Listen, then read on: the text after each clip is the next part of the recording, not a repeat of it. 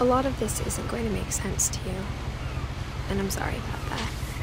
I'm just going to start at the beginning, with the house.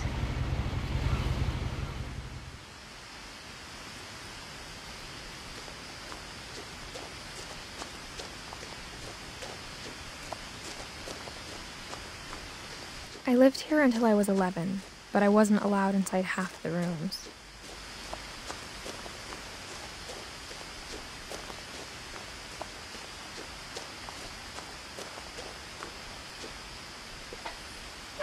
Inside the mailbox were bills from 7 years ago, marked urgent, open immediately.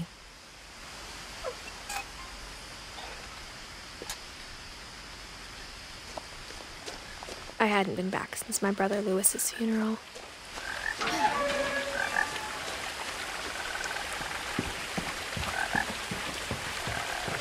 In her will, my mother left me a key, but didn't tell me what it unlocked. Maybe she thought I'd know. Or she thought that the mystery would be enough to bring me back.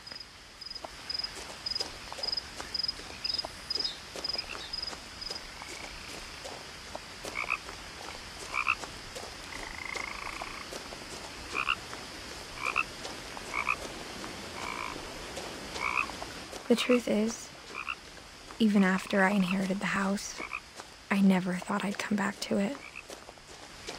But now I had questions about my family that only the house knew the answers to. The woods around the house have always been uncomfortably silent, as if they're about to say something but never do.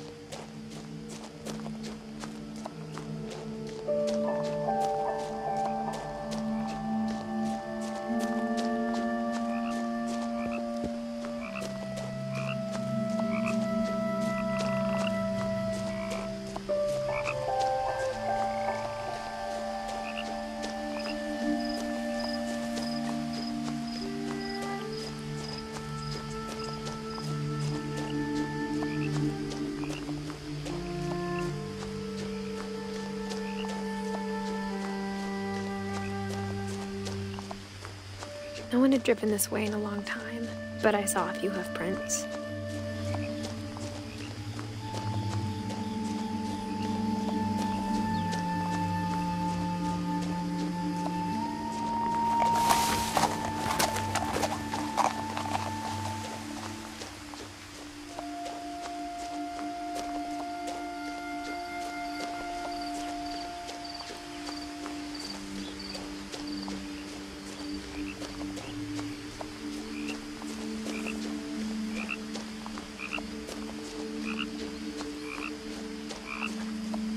The house was exactly like I remembered it, the way I'd been dreaming about it.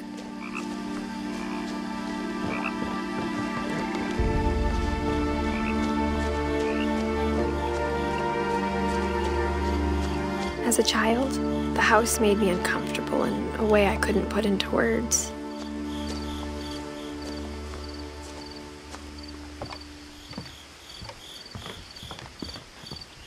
Now, as a 17-year-old, I knew exactly what those words were. I was afraid of the house.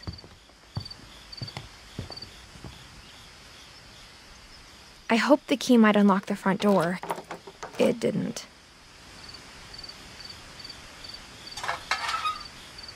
Looking in, I felt like the house itself had been waiting for me.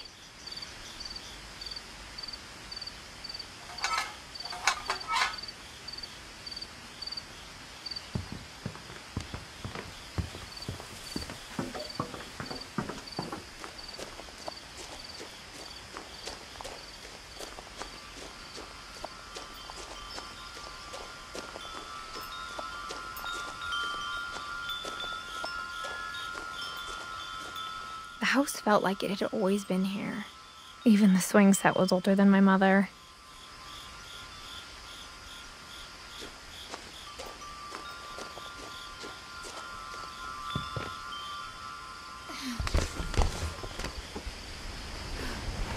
Crawling through the doggy door used to be a lot easier when I was 11.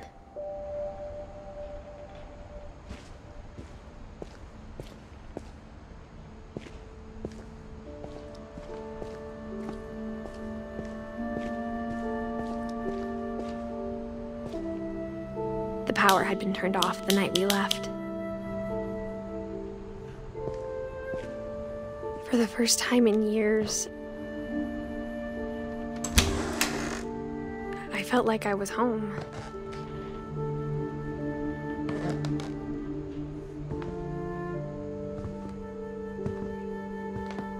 But instead of a family, there were just memories of one.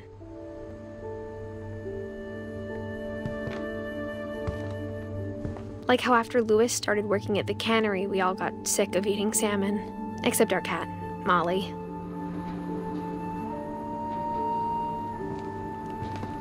Or how only one restaurant would deliver to our house, so we had Chinese a lot.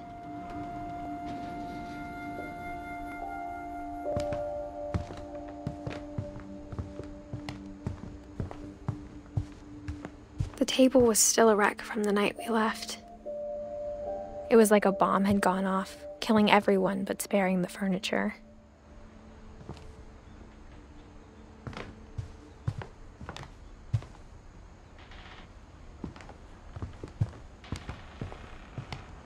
My mom was the only one of us who could imagine Great-Grandma Edie living in a nursing home.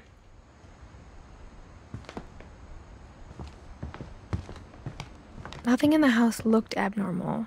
There was just too much of it, like a smile with too many teeth. Even the fireplace had a story. Edie told me the bricks came from the original house, after it sank.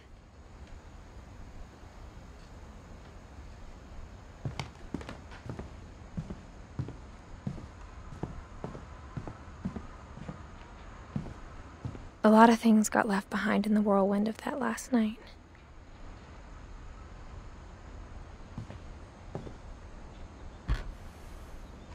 Edie told me once that every Finch who ever lived is buried somewhere in the library.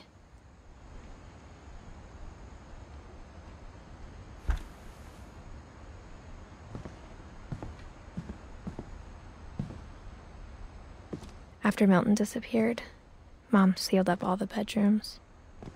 Then Edie retaliated and drilled peepholes.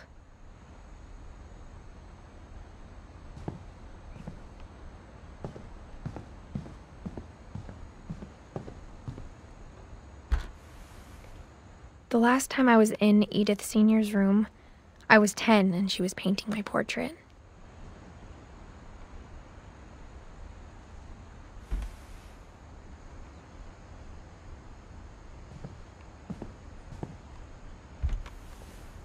As a kid, I just assumed every house had peepholes and sealed rooms you weren't allowed inside of.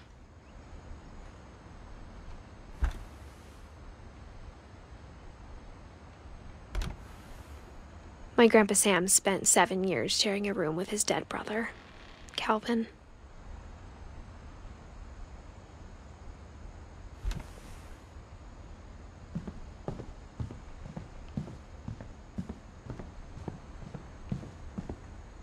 Whenever people ask me about my family, the first thing they always want to know about is Barbara.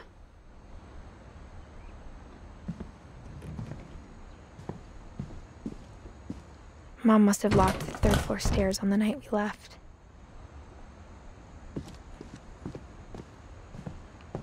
Edie's father, Odin, built the original house.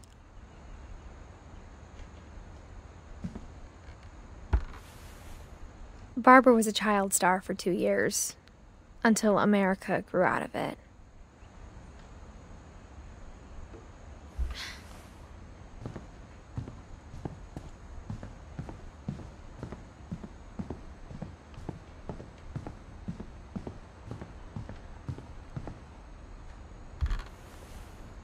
Molly always seemed like a girl I could imagine being friends with, if she hadn't died in 1947.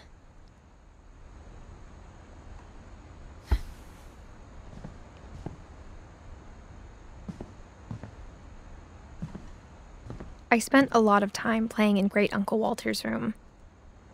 I think my mom sometimes regretted not sealing it up.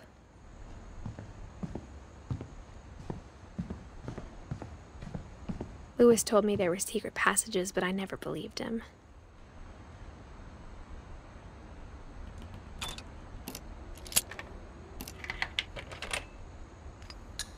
Turns out, my mom was really good at keeping secrets. Now it was time to find out what my mom had been afraid of.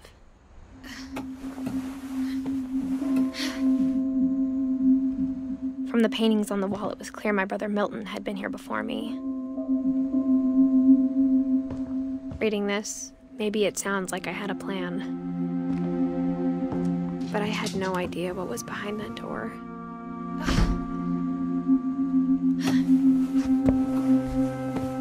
Just like I had no idea where all this was gonna lead.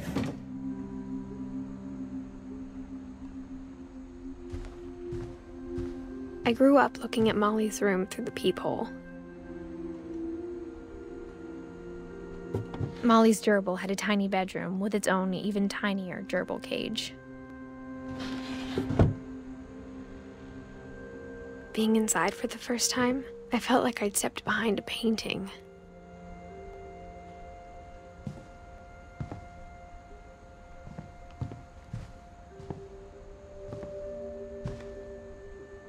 I got the sense Edie had spent a lot of time here, before my mom sealed the doors.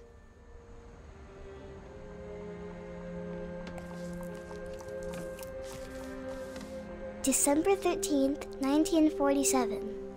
Dear Diary, I'll be gone soon, but I wanted to tell somebody about what's gonna happen. It started when Mom sent me to bed without dinner. I woke up and I was starving, so I looked around for something to eat.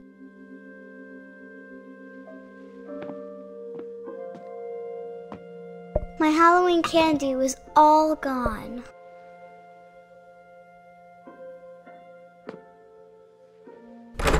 Mom, can I come out now? Sweetheart, it's late. Go to sleep. The gerbil food was dry, but I didn't mind it.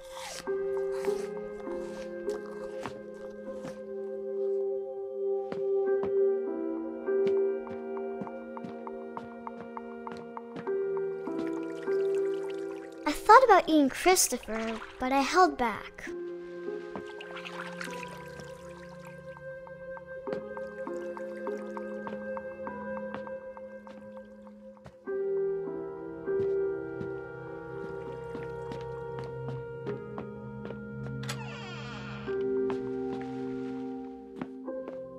I kept eating and eating.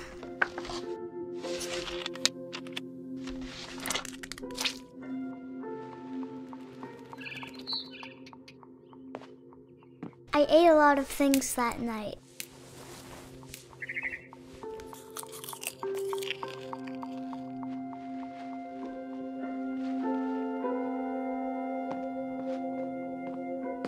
Then I heard chirping outside my window. It was a barn swallow going back to her nest. I reached out for her.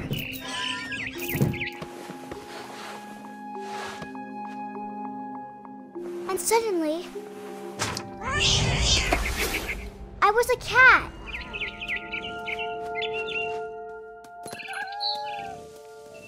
I tried to be quiet, but the bird was really scared.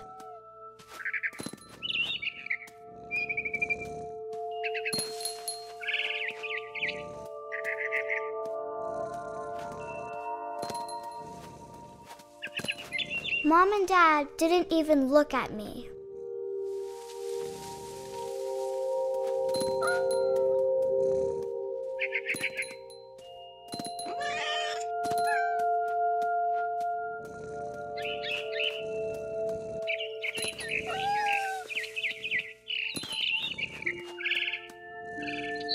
I jumped and I almost got her.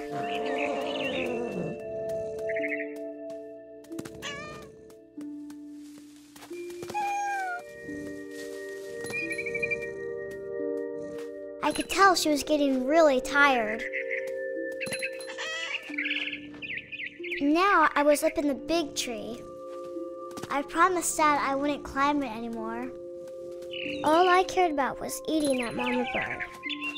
I gobbled her up. And suddenly, I was an owl. First, all I heard was the wind. Then I heard little teeth nibbling in the grass.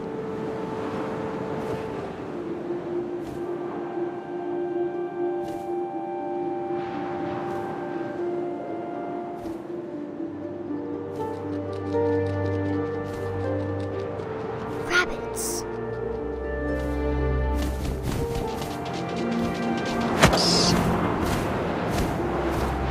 I imagined his face looking up and seeing mine through my talons.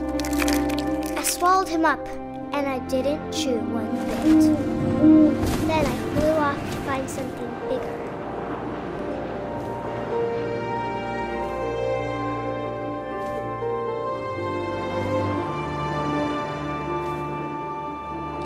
A mama rabbit.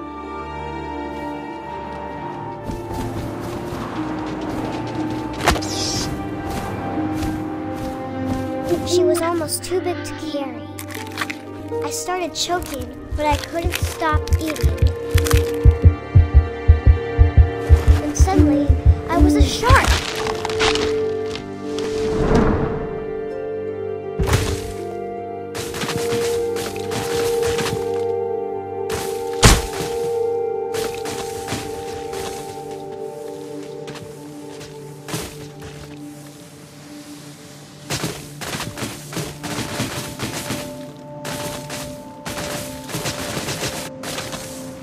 I rolled off a cliff and into the ocean.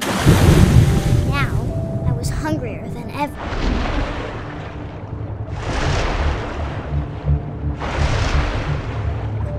I wanted fat, juicy seals.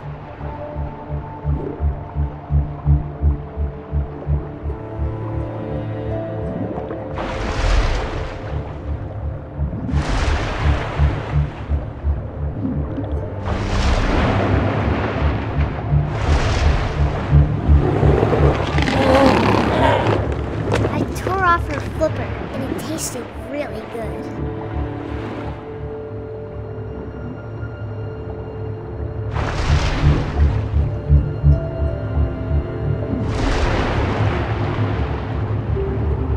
I grabbed on tight, but I was so hungry, I jumped out of the water. When I opened my eyes, everything had changed.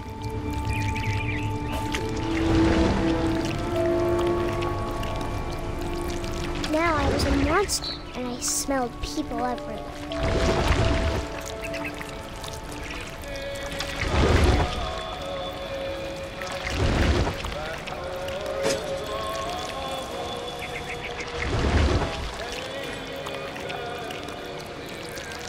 I was big, but I moved real quiet.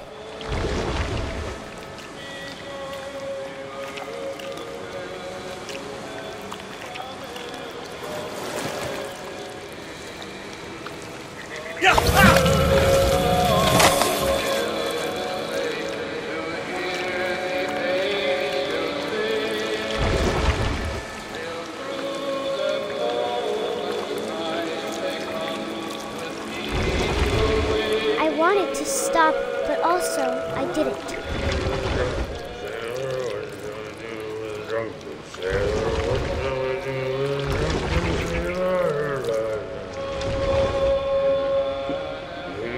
Belly with a rusty razor, his belly with a rusty razor, his belly with a rusty razor.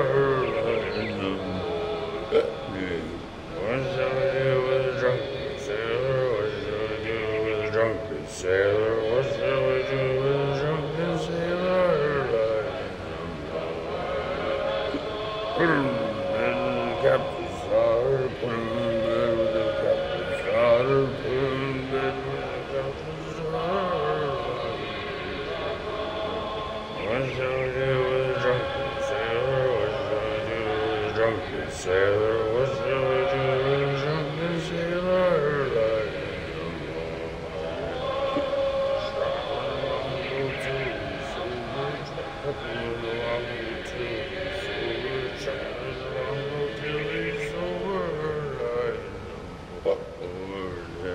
What shall I do with a drunken sailor? What shall I do with a drunken sailor? What shall I do with a drunken sailor? Put him in the scuppers with a hose pipe, water. Put him in the scuppers with a hose pipe, water. Put him in the scuppers with a hose pipe, water.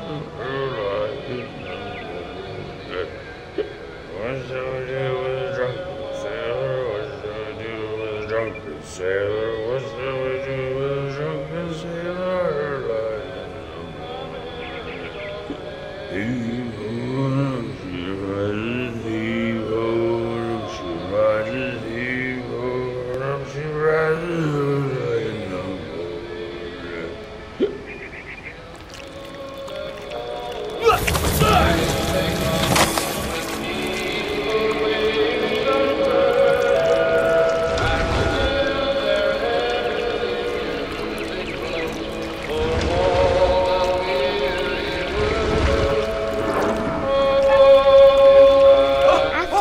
passenger, I was still hungry. And across the water, I smelled something new. Something I had to have, so I swam towards it.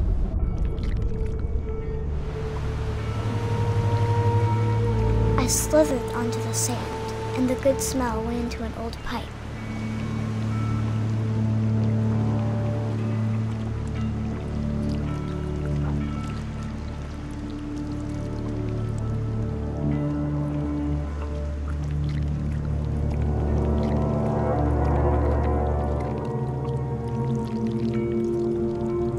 I got closer and closer.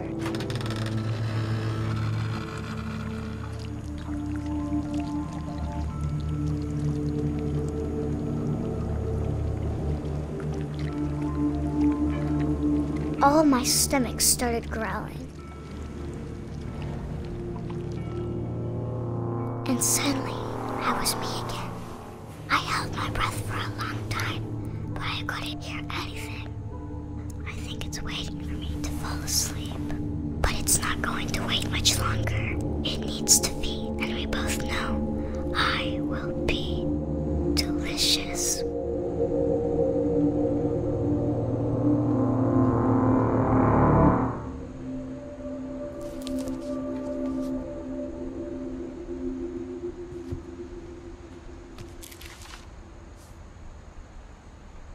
I'm not sure if I believed all of that, but I'm sure Edie would have.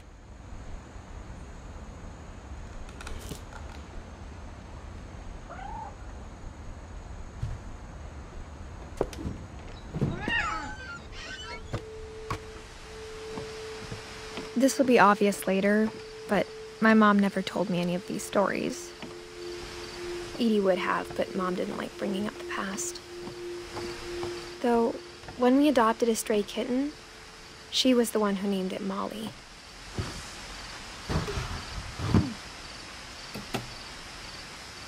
I spent a lot of time in Great-Grandma Edie's room.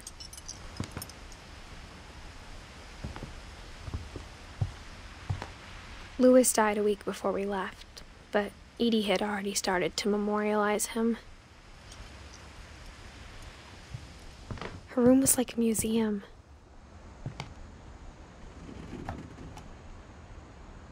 For 500 years, the Finches have been famous throughout Norway for their fortune and misfortune. Odin Finch buries the latest victims of the family curse, his wife Ingeborg and their newborn son, Johann. On January 7th, 1937, he set sail with his family and his house, hoping to leave the curse behind. But 40-foot waves off the coast of Washington send the house and Odin to the bottom of the sea. Odin's daughter Edie, with husband Sven and baby Molly, step ashore on their new home, Orcas Island. Odin Finch is the first to be buried in the new family cemetery. His daughter Edie is already dreaming of a new Finch house.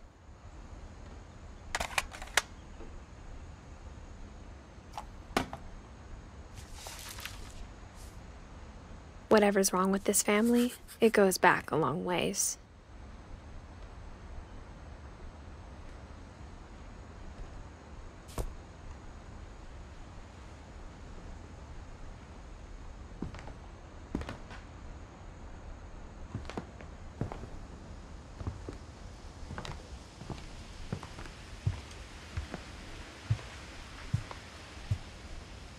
When Edie told people Sven was killed by a dragon, she could also have said he was building a dragon-shaped slide that collapsed. She could have, but she didn't.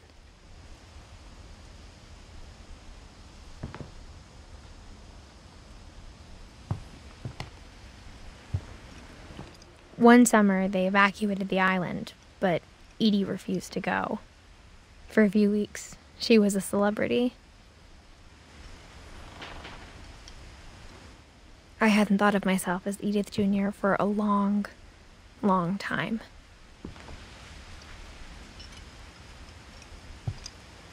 Edie gave a big interview about a mole man living under the Finch house. My mom was furious.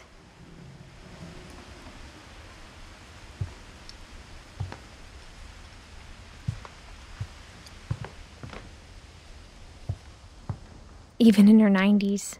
Sometimes Edie seemed a lot younger than my mother.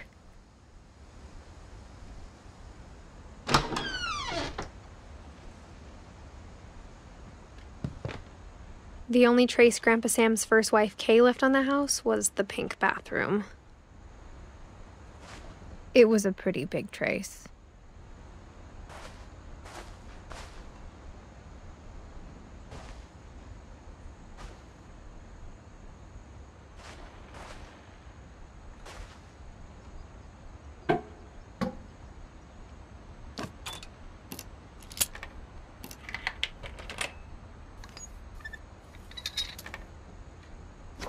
There's a secret in this bathroom. It's in the last place you would look. It isn't in the cupboard. It's hidden in this book.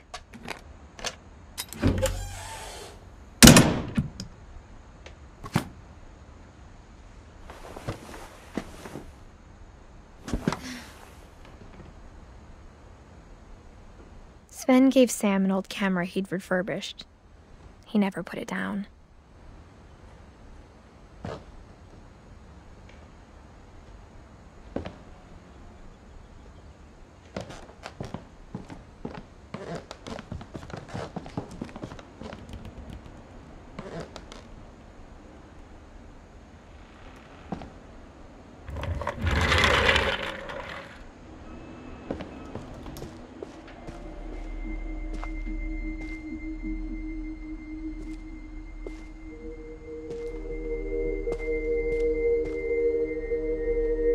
I knew Grandpa Sam had a twin, and that he never talked about him.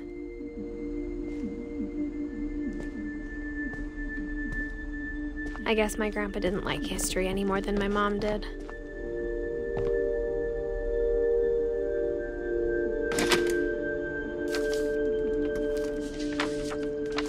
How I Want to Remember My Brother by Sam Finch. The thing I remember is that when he made up his mind, that was it. My brother said he'd die before he ate another mushroom. And he did. At Barbara's funeral, we swore he'd never be afraid again. And he wasn't. I think Calvin always wanted to fly. Sam! Calvin! Dinner's ready! Coming! But that day, he finally made up his mind to do it. I told him going around was impossible. Maybe if I hadn't said that. Calvin! I'm not gonna tell you again! Maybe if the wind hadn't picked up.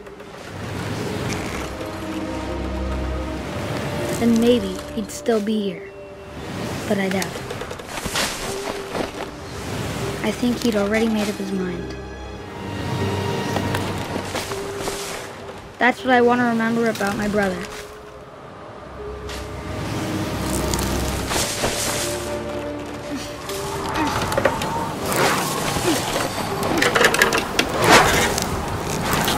The day he made up his mind to fly. And he did.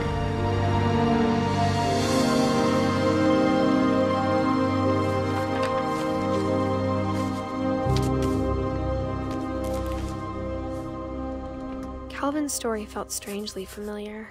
When I was younger, I remember trying to do the exact same thing.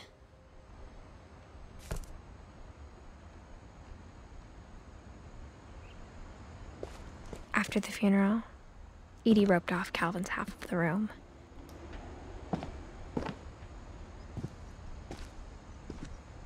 Mom said Grandpa Sam enlisted at 18 and never set foot in the room again.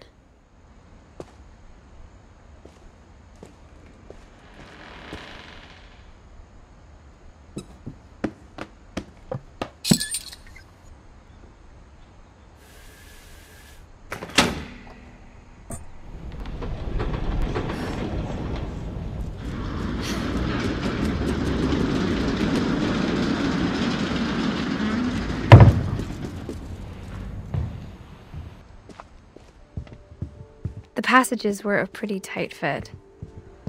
They'd obviously been built for smaller hands and bellies.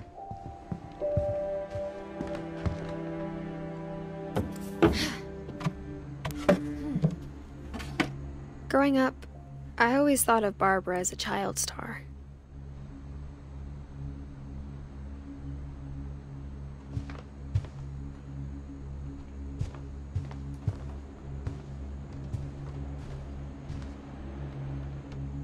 I never thought about how hard it must have been for her afterwards.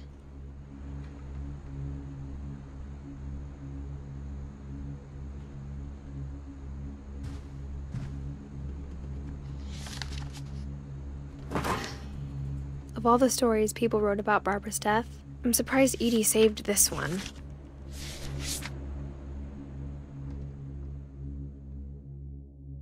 Old Jack here with another ghastly tale inspired by America's most unfortunate family. I'm calling it The Surprise Ending of Barbara Finch. As a child star, Barbara was famous for her scream. Now at 16, she was all washed up. A has-been. But in a lucky break, she'd been asked to perform her signature scream at a local convention for monster movie fans. It was just the boost her career needed. Unfortunately, her scream hadn't aged well. Getting better. I think you just need the right motivation. Her biggest fan and current boyfriend, Rick, was about to demonstrate when... Now that was a great scream. It was Barbara's father, Sven. He'd slipped into a table saw and had to be rushed to the emergency room. So Barbara got stuck babysitting her youngest brother, Walter. her convention comeback was cancelled. Okay, I'm hearing frustration, but I'm not hearing terror.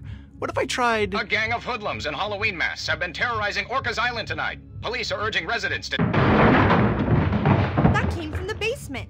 You're right! Also, I loved your delivery on that. Why is your basement door locked? Because my dad likes making puzzles and secret passages. There's a key hidden in the music box. The secret is to keep winding and winding until finally the key pops out. Thanks, babe. I'll be back in a sec. 20 minutes later, Rick hadn't returned. So Barbara went to look for him, right on cue. She reached for the music box. And as she wound the key, she listened for Rick, but the house was silent.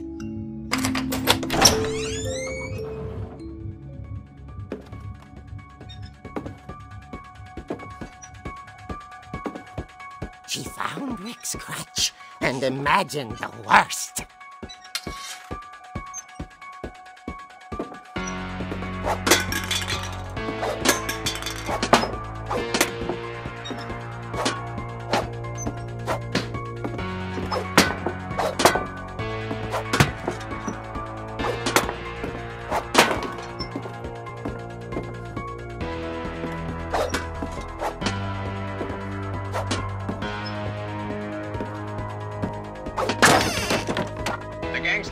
Infamous Hookman killer, Dr. Carl Hamill, who impaled and then ate his family 10 years ago tonight.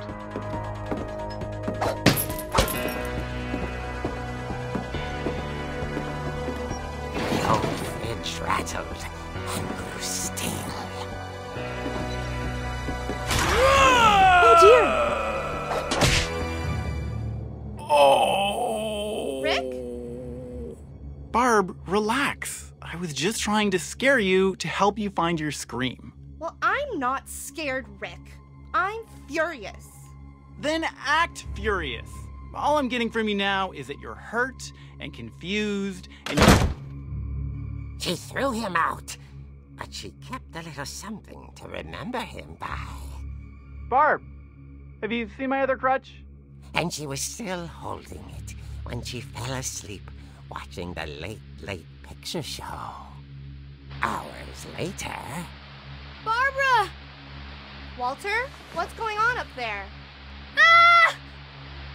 Okay, I'm coming up, but if this is a trick, you're dead, Walter.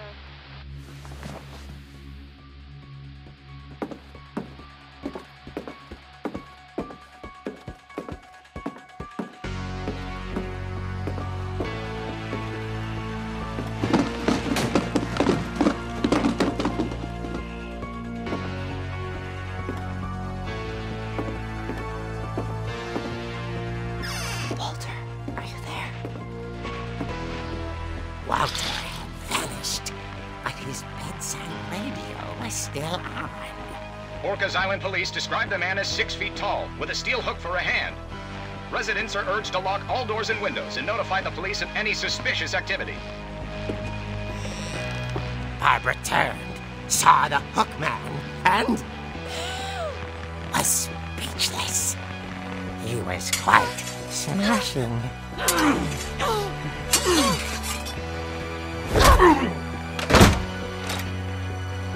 And he was. He couldn't get enough of Barbara. Okay, Barbara, there's gotta be another way out of here.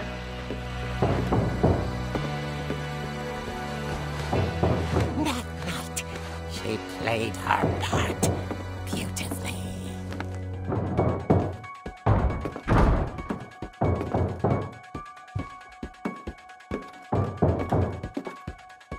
Molly's door hadn't been opened in years.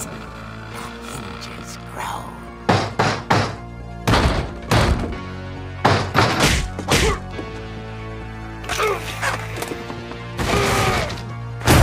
He wasn't moving, but she sensed the story might not be over yet.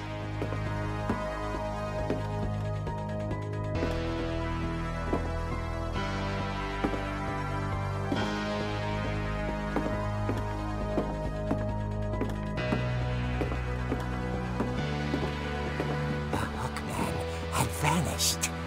She listened for his breathing, but all she heard was...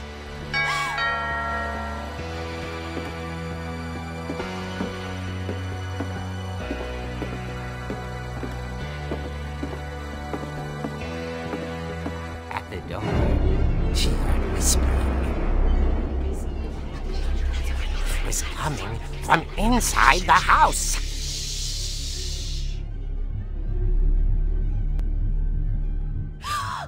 Oh dear. Surprise! Bravo, Barbara! You were wonderful! The monsters had come to surprise her.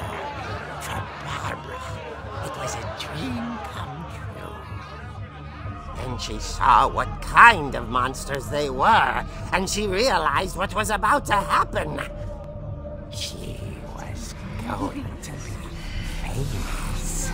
And with her final breath, Barbara Finch gave the performance of her life.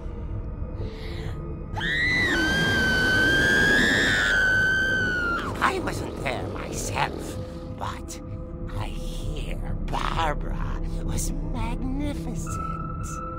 Poor girl. She had a taste for stardom. But unfortunately, so did her fans. Of course, the police blamed it all on poor Rick, who disappeared the same night.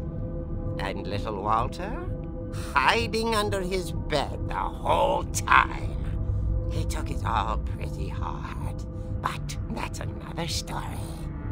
As for Barbara, tucked inside the music box was all they ever found of her. Her ear. Now that's what I call a real eerie tale.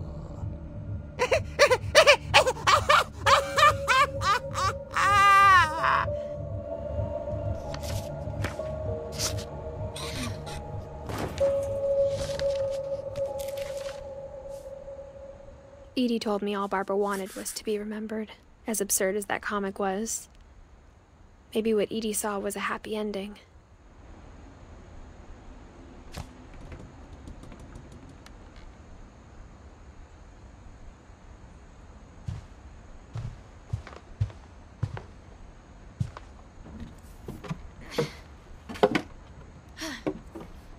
I guess now I know why Mom didn't like me playing with the music box.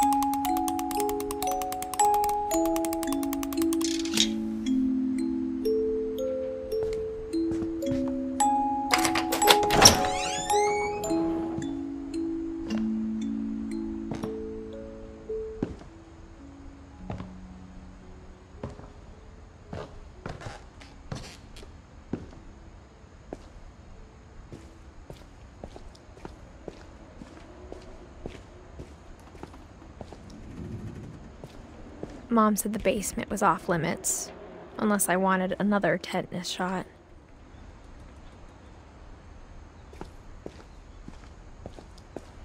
I saw Edie sneak down to the basement once, carrying packages. I thought maybe she was hiding presents.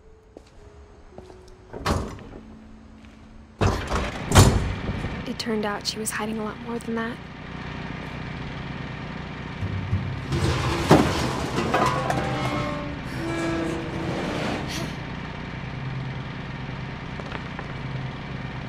I remember asking Mom once about where Walter had gone. She said after Barbara died, he got as far away as he could. If there's a pattern in all these stories, I think it's that none of us has gotten very far.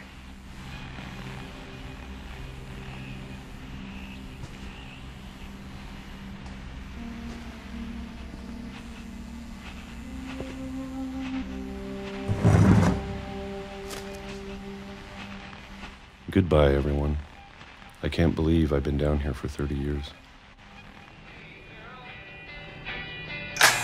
On that first day, after the shaking started, I didn't think I'd survive a week.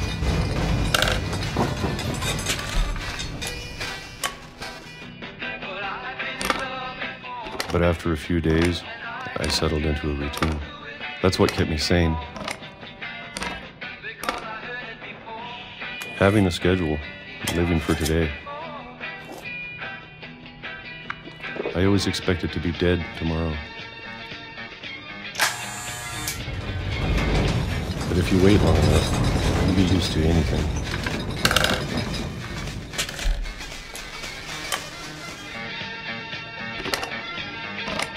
Even a monster on the other side of the door starts to feel normal. Almost friendly.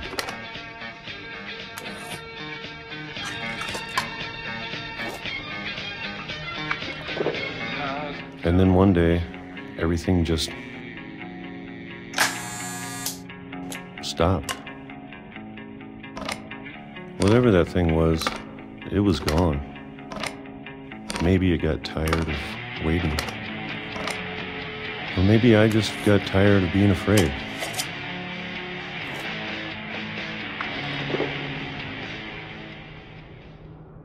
It's been a week now, the longest in 30 years. I'm done waiting. I have to leave while I still can.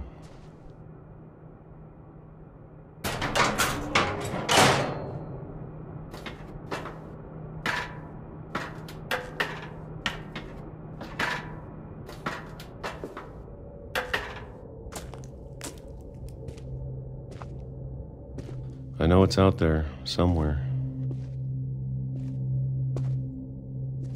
Whatever killed Barbara and Molly and Calvin. Maybe this is all a mistake. But I need to stop living the same day, even if it kills me.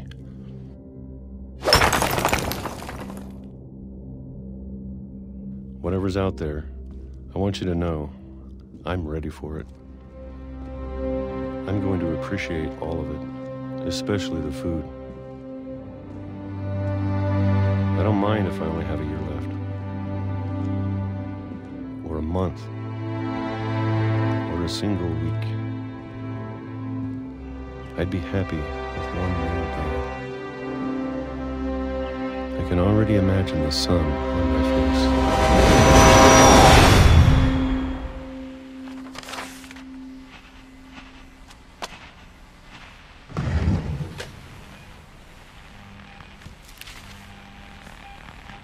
Walter died when I was 6. I can't believe my mom never told me he was down here.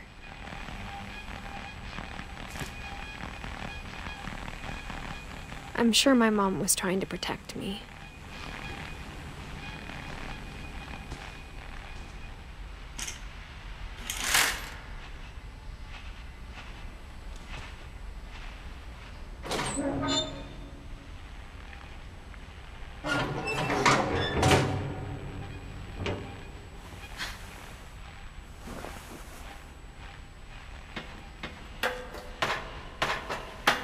Maybe she was afraid I'd end up like Walter. But if she never told me about an uncle under the house, I can only imagine what else she was hiding. I don't want to make the same mistakes she made, trying to bury something that's still alive.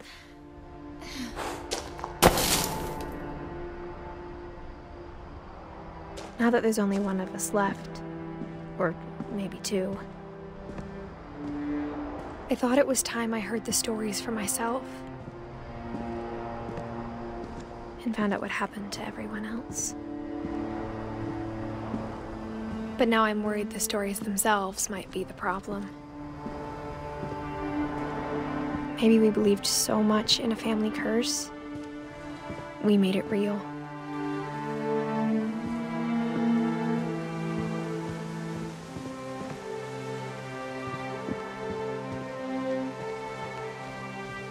I don't know if I should even be writing this.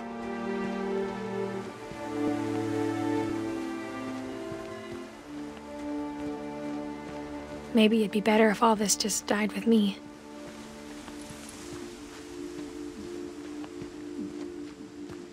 But I thought you should know about your family.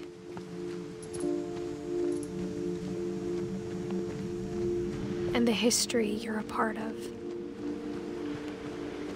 Though to be honest, I feel as lost as you probably do right now.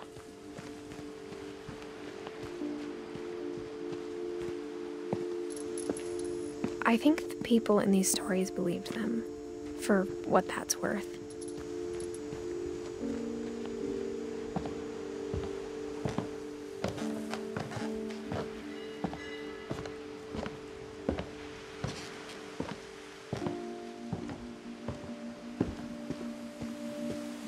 And when you look at the house, that history of imagination and stubbornness and madness, any of it seems possible.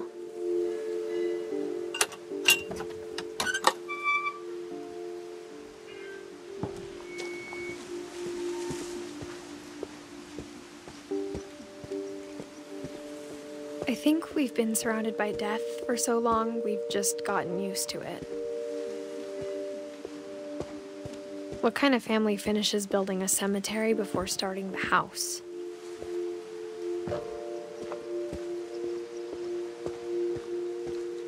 It's embarrassing for me to admit this, but the pet cemetery made me more uncomfortable than the human one. 3 of the gerbils were mine, and 2 had been my fault.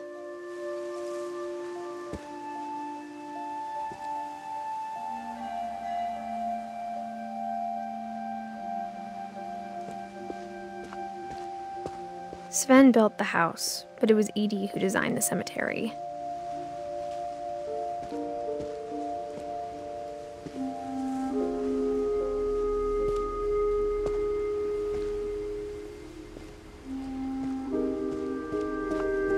I'm sure Odin's monument had been Edie's idea.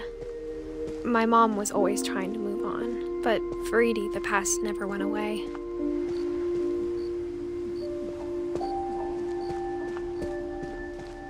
She could see it poking out of the water at low tide.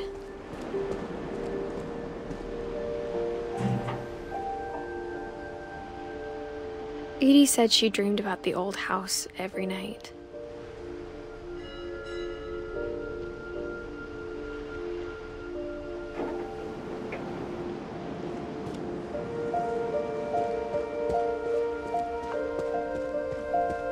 Edie's side was always easier for me to understand. But the older I get, the more I can see where my mom was coming from. Her dad had been pretty strict, but it wasn't enough to save her brothers. She was just trying to do better.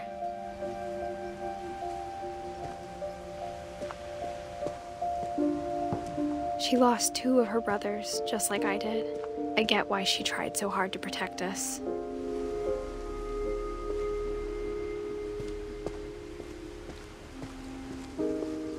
There's so many things I wish I could ask my mom now. Part of me thinks this is what she wanted all along. For me to come back someday and find everything out for myself.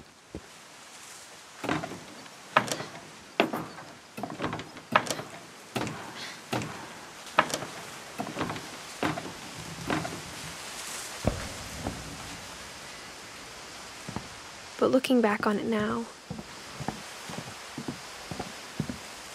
if she told me there was going to be so much climbing, I never would have come when I was 22 weeks pregnant.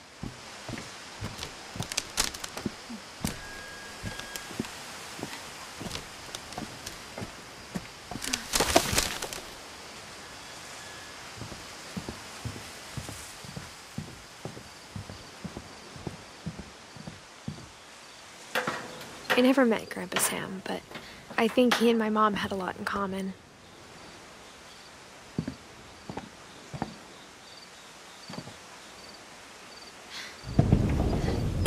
They were both pretty intense. Instead of hiding from death, Sam seemed to go out of his way to meet it.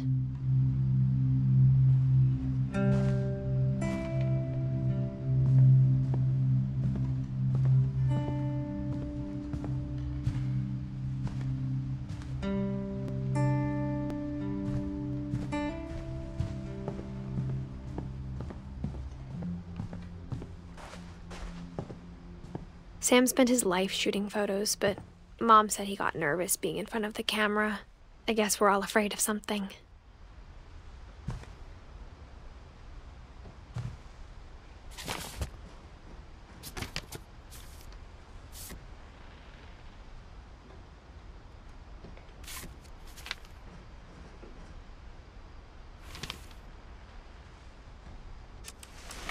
Dawn, I promise, you'll never forget this weekend. Yes, sir. These memories are gonna last a lifetime. Mm-hmm. Perfect. Am I gonna have to shoot anything? It's gonna rain the whole weekend, isn't it? I will never forget this weekend, Dad. That's the spirit. Okay, got it. I'm gonna take some pictures, okay? Just be careful. That camera's older than you are.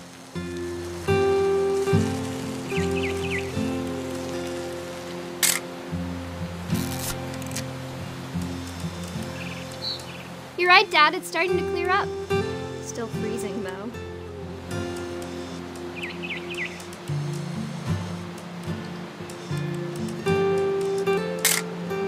Aw. Definitely should not have drunk all that coffee. Hey! That's a keeper. I'm just saying, I'm not always gonna be here, Dom. You'll need to remember this stuff, if you want to survive. I'll be fine, Dad. You know who else thought he was gonna be fine? Some guy who died. Dawn, I'm being serious. I know, Dad. You're always serious. Doesn't being out here make you want to chill out? Well, to tell you the truth, I haven't been out here in 20 years.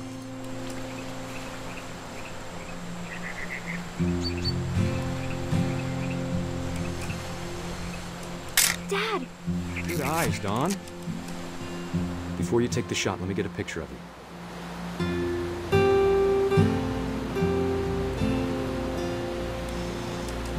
Dad, Let me get behind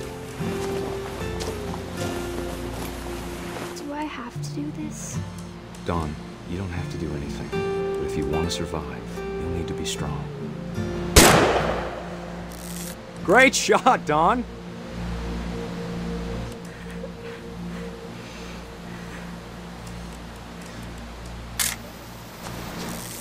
I'm proud of you, Dawn. Always remember that, okay? Dad, it's twitching. I think That's it's totally so... normal, Dawn. Just focus on the camera. Try not to think about— Dad!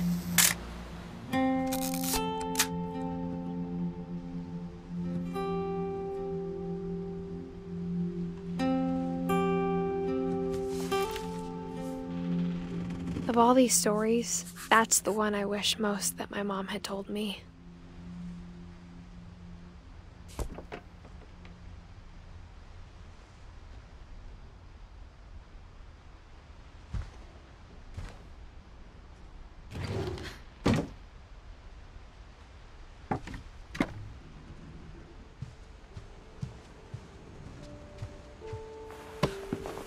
After Sam died, my mom and Edie got really close.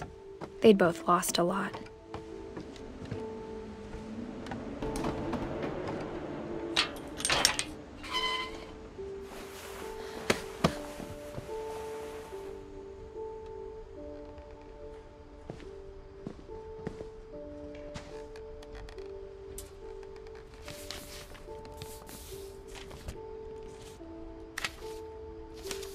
Dear Kay, do you remember the way Gregory used to laugh when he thought he was alone?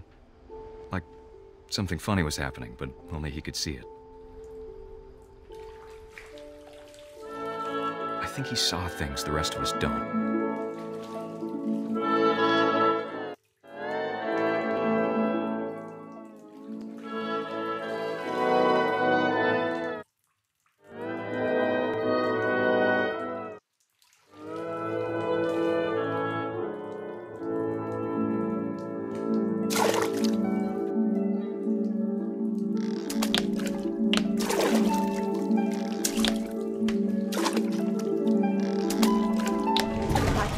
Gregory, it's time to... Hold on, sweetie. Hello? Sam, I told you I don't want to talk right now. I wonder what he saw.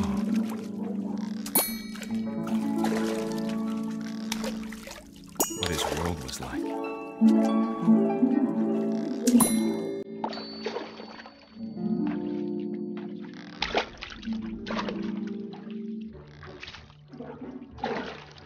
Reminded me so much of Calvin. Lost in his imagination. Whatever it was he saw.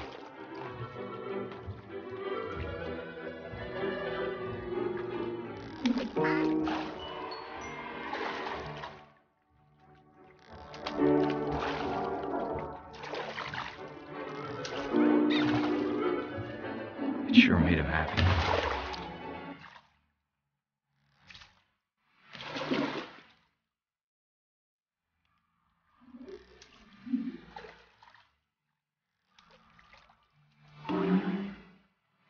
How silly it sounds.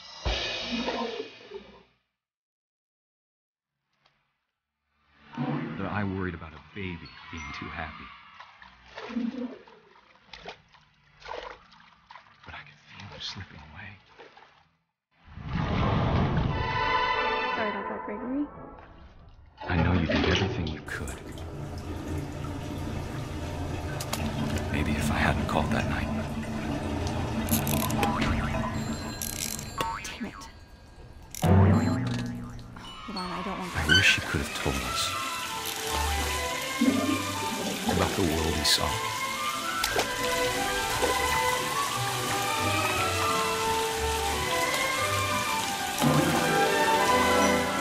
There's so much I don't understand about Gregory. About everything.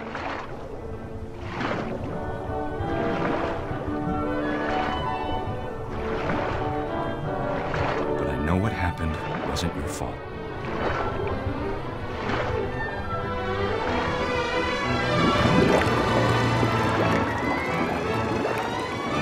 I'm sure he's happy.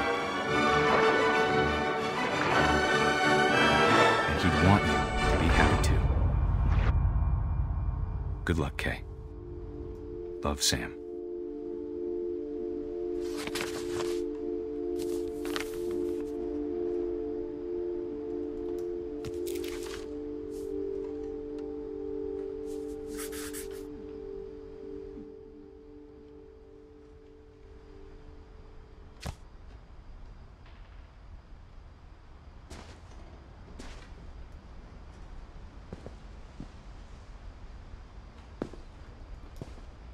I can't imagine my mom ever writing poetry, and yet... A poem for Gus, who always said the wedding was a bad idea. Our father never hit us kids, at least not very hard, before the day my brother said with teenage disregard that he'd be dead before he'd see a wedding in our yard.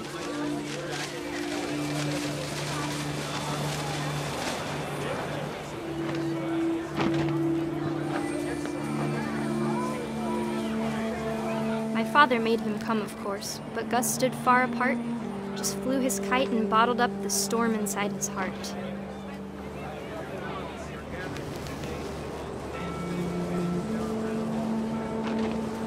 I tried to talk him out of it, but though he'd never met her.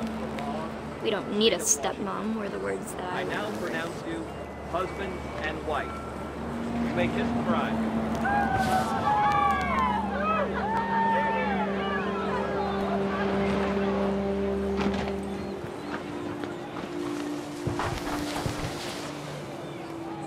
When the time for photos came, Dad ordered him to come here. But Gus declined, and as a sign held up his middle finger.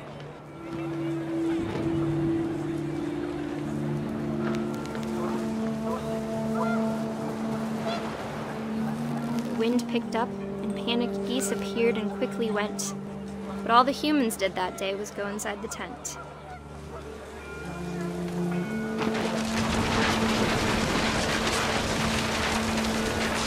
Rain came down in buckets then, but no one seemed afraid that nature might destroy the tent our dad had crudely made. The thunder sounded much too close and full of angry power. But all my father said to this was, "Make the music louder."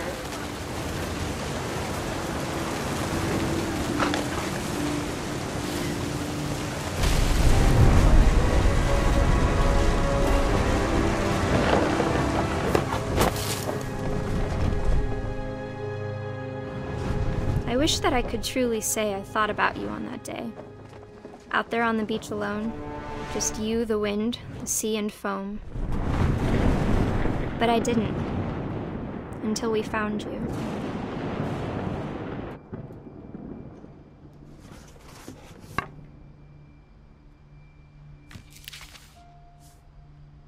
She never talked about him, but Mom told me once if I was a boy, they were going to name me Gus.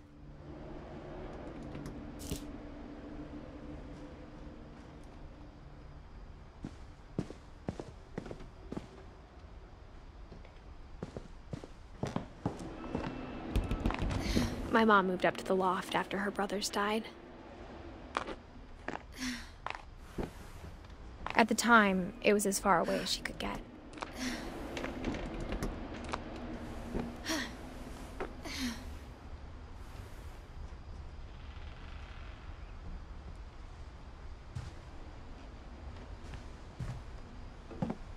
She spent a summer building houses in Calcutta, where she met my dad, Sanjay.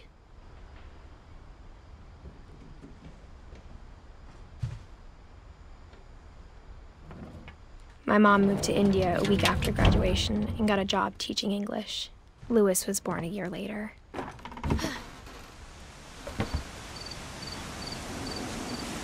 When my dad died, I don't think Mom knew where else to go. I'm sure Edie was happy to have her back.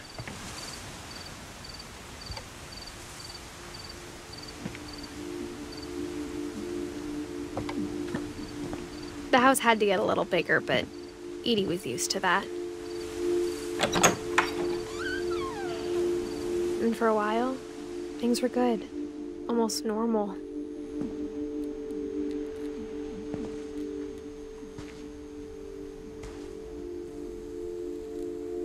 But it didn't last.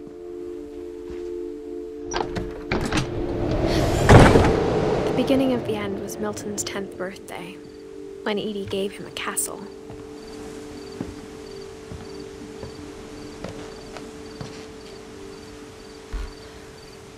After Milton disappeared, the only thing he left behind was a room full of paintings.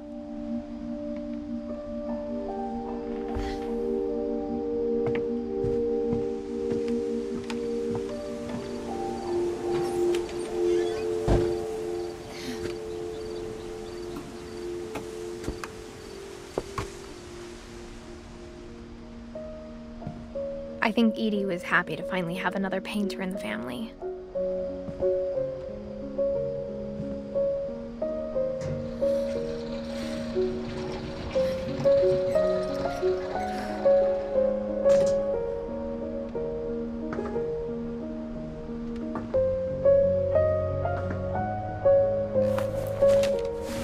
Milton Finch in The Magic Paintbrush.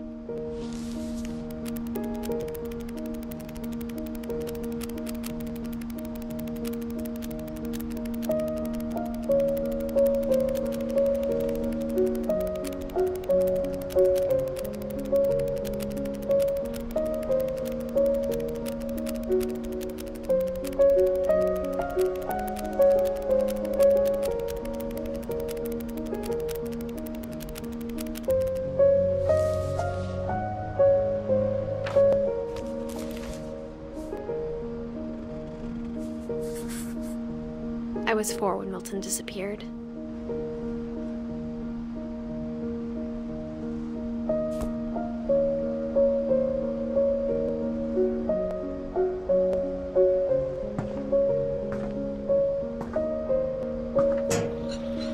Mom spent months searching for my brother. Then she sealed the doors.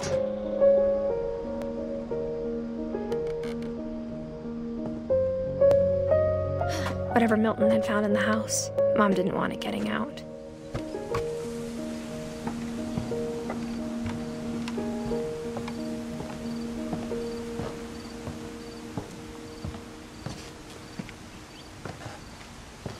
Mom definitely blamed Edie, but I think Louis blamed himself.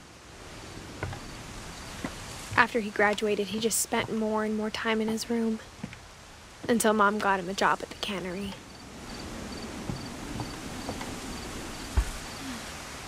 Everyone always told me to stay out of Louis's room, except Louis.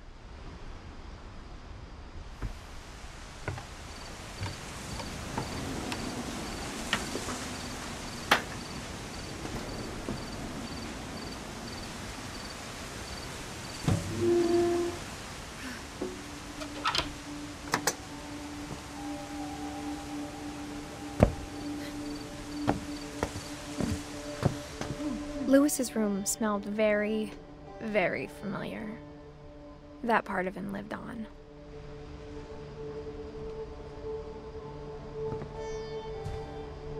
Louis and I spent a lot of time playing games together, but he was surprisingly bad at them. He died a lot.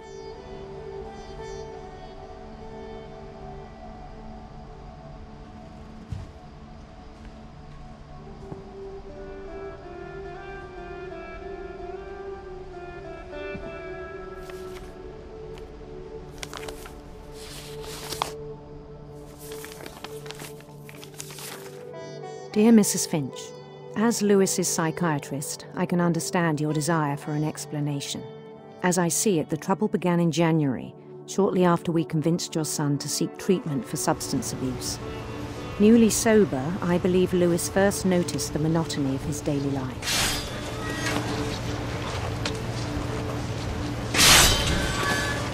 He kept working at the cannery, but he withdrew part of himself. In our sessions, I saw the same behavior. His mind began to wander. I asked him to describe it. He said he started small, imagining a labyrinth. He'd feel his way about. Then something moved. Bats. And toads. And things that have not names. He knew it was all in his head.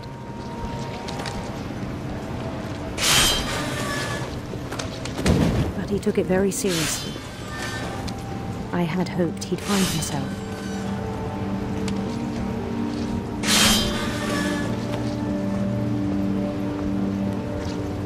But he found something more. I worried about him then. Daydreaming at the cannery. I spoke with his boss. But he said Louis had become a model employee.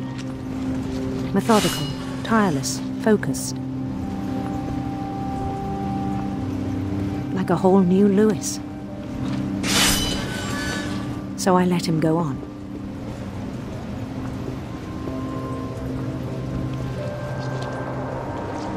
I even encouraged him. It seemed very promising at first. He told me he'd made a new friend.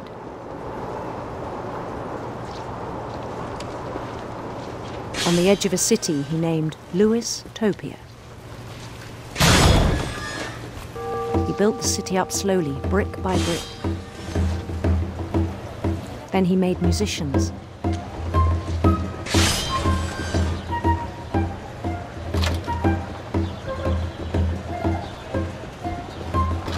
Songs for them to play. talked about starting a band. And he was always humming something. Every day his imagination grew stronger.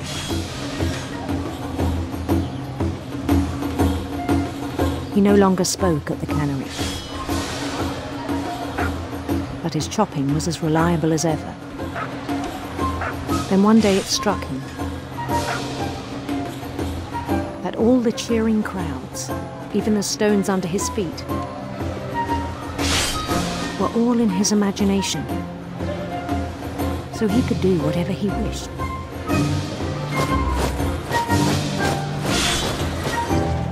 He held an election for mayor. And he won. They begged him to stay, but his mind was already wandering. It became a game for him.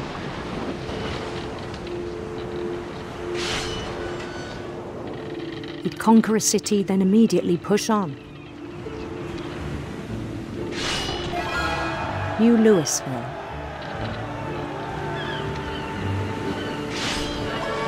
St. Louis. He started drifting away from our reality.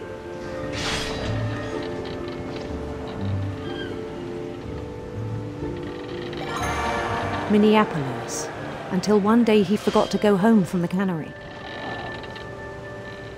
Even as his mother pleaded with him, part of Louis kept sailing on.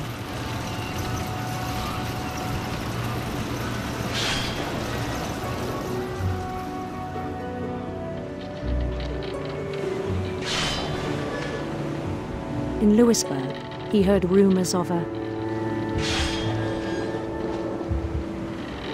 handsome queen.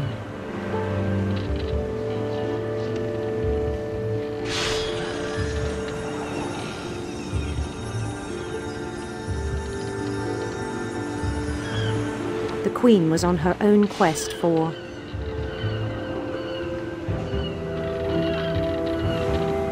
radiant rainbows.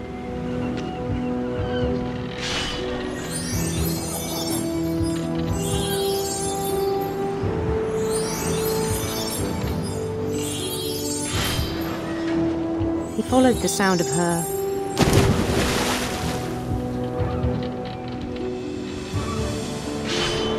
silver harp.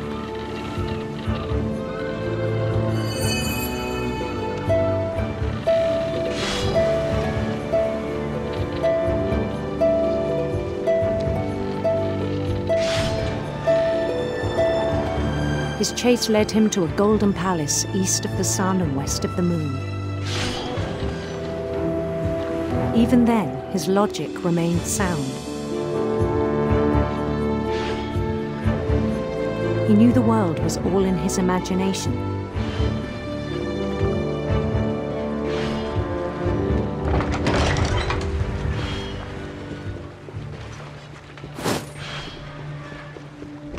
But he was so proud of having created it.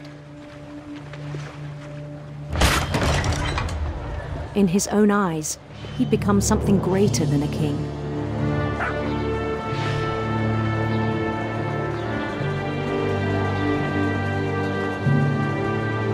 For someone who'd never known success in the real world, I think it was overwhelming. And then it struck him that the real Louis was not the one chopping salmon, but the one climbing the steps of a golden palace.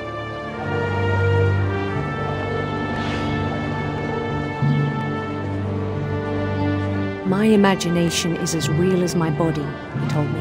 It was hard to argue with him.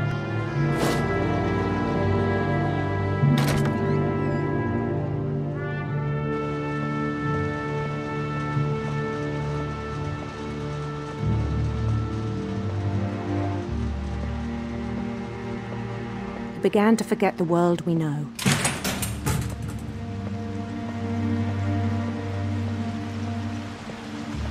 I think it pained him to remember Louis, the cannery worker.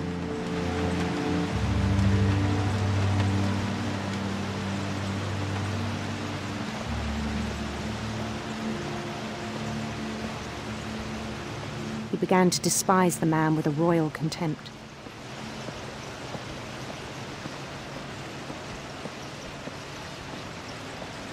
I still thought I could save him. Even after he said he was being crowned king over all the lands of wonder. The palace would be packed with his companions.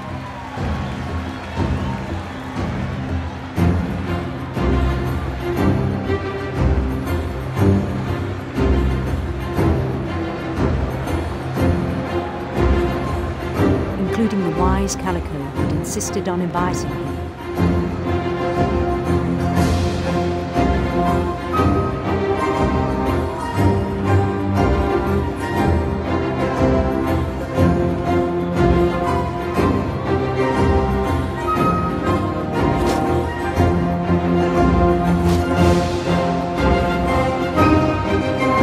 His queen waited, holding his crown.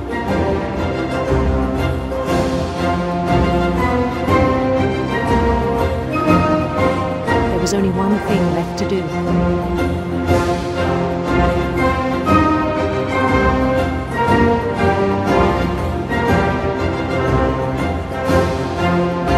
Bend down his head.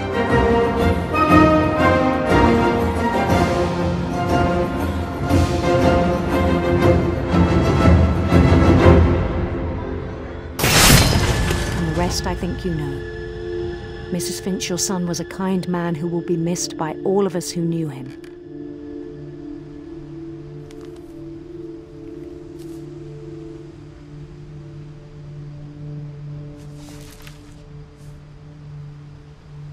My brother was really cool. I wish you could have met him.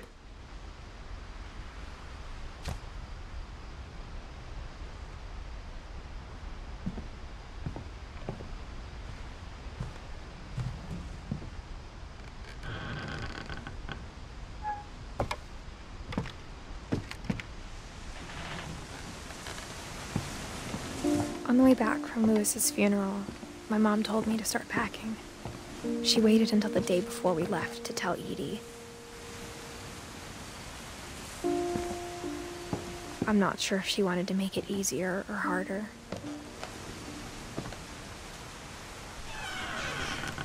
I wish we'd stayed.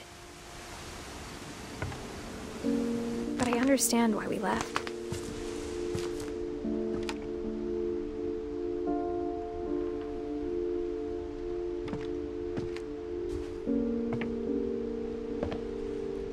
My mom ended up leaving everything behind.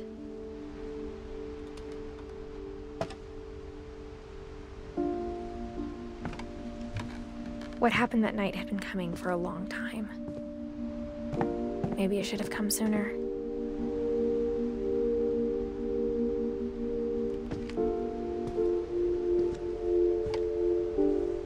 But it had to end one way or another. All that's left now is to tell you about that last night.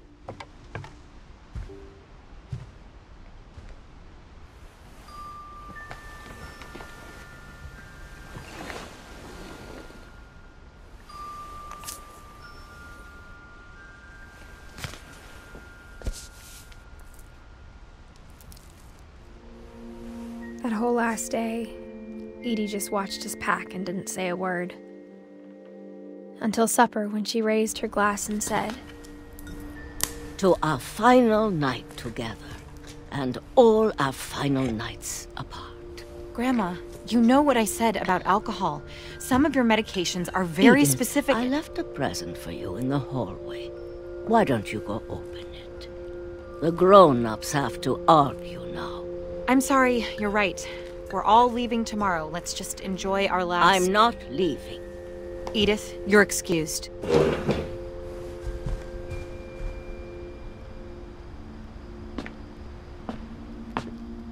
The power had been shut off that morning, but Edie always had plenty of candles.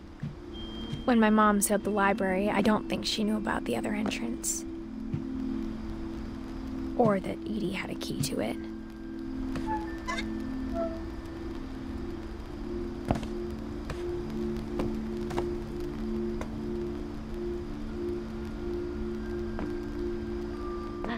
you're afraid of isn't going to end when you leave the house.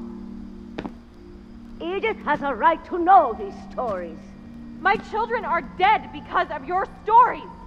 I think it's best if Edith and I leave tonight.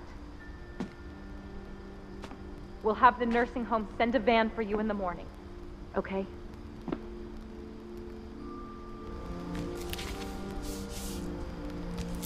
Dear Edith, there's so many stories I wish I could tell you, but there's only time for one. This is about what happened on the night you were born. That night, the tide went way, way out. It was the first and last time I ever saw the old house aground. There'd been an earthquake out in the middle of the ocean. They called it the lowest tide in 1,000 years. God, it smelled awful. You know, I've seen that house every day of my life.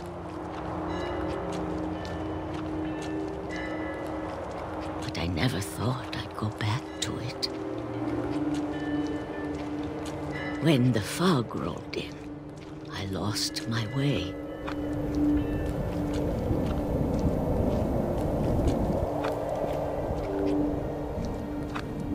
I got turned around.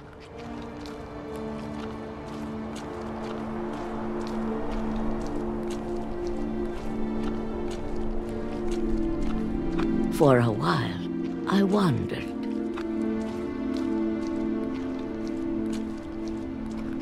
I started seeing things.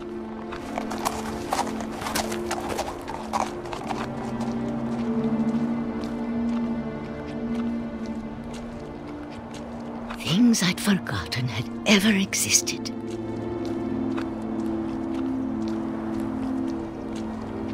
But when I saw them, they felt like old friends. That night, a lot of things came back to me. Or maybe I came back to them.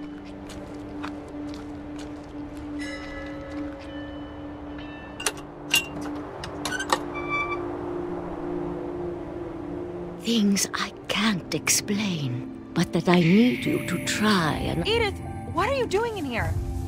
It's mine. Edith! Mom, you're gonna rip it! Let go! I kicked and screamed, but Mom dragged me to the car.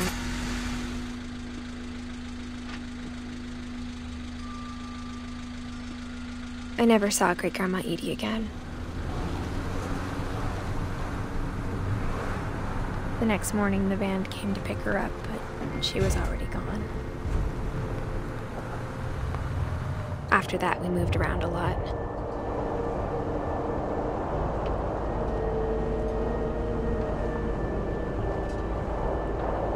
We both tried to make the best of it.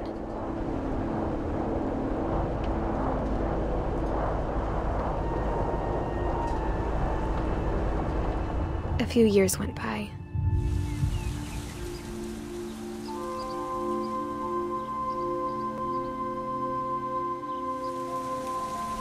My mom didn't like to talk about it,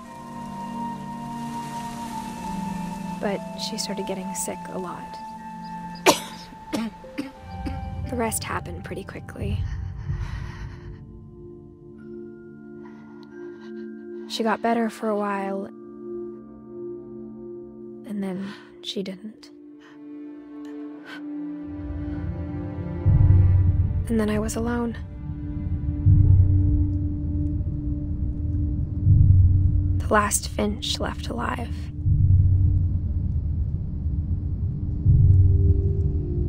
Until I found out about you. I'm still not sure what to tell you about all this. If we lived forever, maybe we'd have time to understand things. But as it is, I think the best we can do is try to open our eyes. And appreciate how strange and brief all of this is. This journal was supposed to be for you. But now I hope you'll never see it. I just want to meet you and tell you all these stories myself. But I guess if you're reading this now, things didn't work out that way.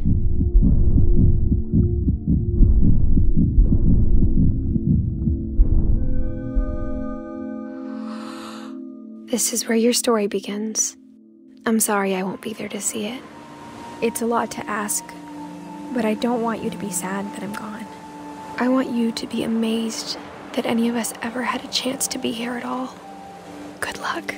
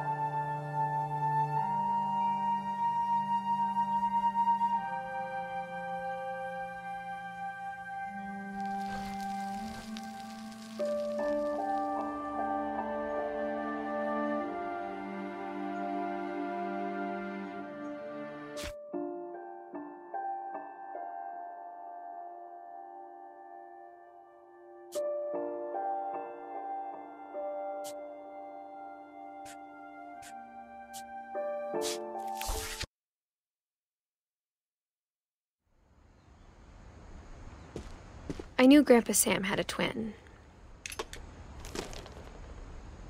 And that he never talked about him. I guess my grandpa didn't like history any more than my mom did.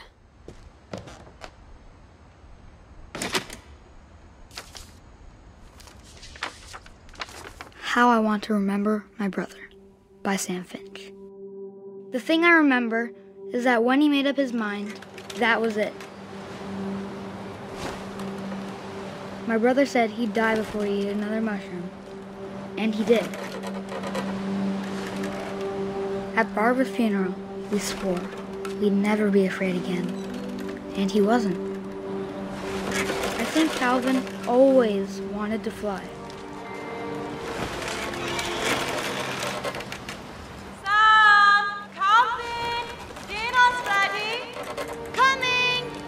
But that day, he finally made up his mind to do it.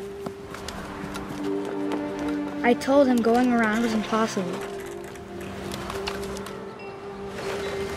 Maybe if I hadn't said that. Calvin, I'm not gonna tell you again. Maybe if the wind hadn't picked up. Then maybe he'd still be here. But I doubt it.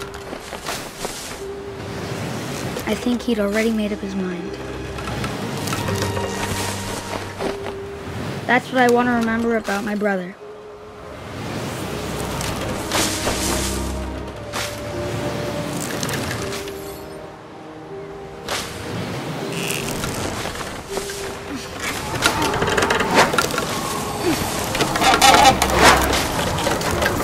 The day he made up his mind to fly.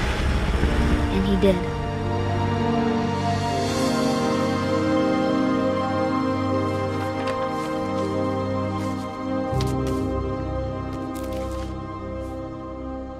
Calvin's story felt strangely familiar.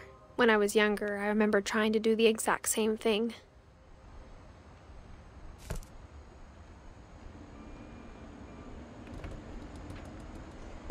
After the funeral, Edie roped off Calvin's half of the room.